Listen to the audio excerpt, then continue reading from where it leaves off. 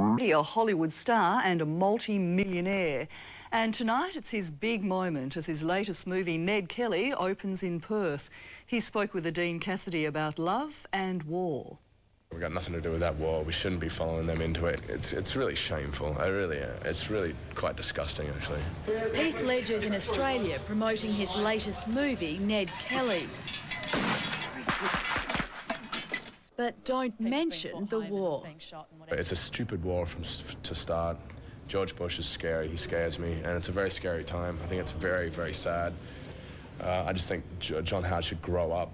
Like the rogue outlaw he portrays, Heath Ledger doesn't mind what the authorities think. I support the troops 100%, only because I feel for them. They shouldn't be in that position. But speaking out against the war isn't this Hollywood star's only passion. Retracing Ned Kelly's last steps at the old Melbourne jail, Heath opened up about his life, his love and his latest challenge, playing Australia's most infamous bushranger. For a guy whose world was just turned upside down, he certainly held a hell of a lot of dignity and pride in his eyes. And I got that from this portrait of him that was just taken out there in the yard. Now you give your mother some respect or I'll give you a hiding, both of you, do you hear me?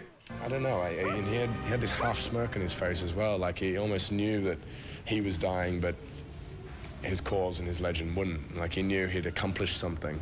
Even though it meant stretching the truth, this movie has a love interest. Ned Kelly's fictitious lover, Julia, played by Naomi Watts, who also happens to be Heath's girlfriend in real life.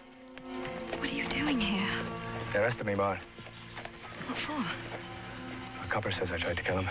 We're very, very comfortable and very, very happy with each other. It's actually more simple than you would think. It's just the same as anyone else's life, relationship / whatever. 8 months later, Heath says they're still going strong, despite the rumours. It's ridiculous to me because it's how inaccurate they actually are. It just makes me laugh, and it makes me feel like I want to stand up and say, no, we didn't split up, and no, I didn't propose to her, and no, I didn't do this. But then you're like, oh, well, screw them. If they're stupid enough to actually have to make up this stuff from thin air and fabricate, like, stories about us, then I should at least be able to have a sense of humour and sit back and laugh about it, and I do.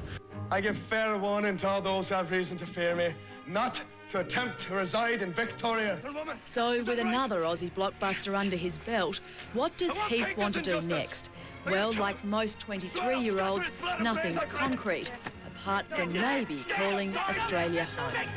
Could you see yourself coming home? Yeah, I'm going to at some point. I don't know when though. Someplace either Sydney or Melbourne.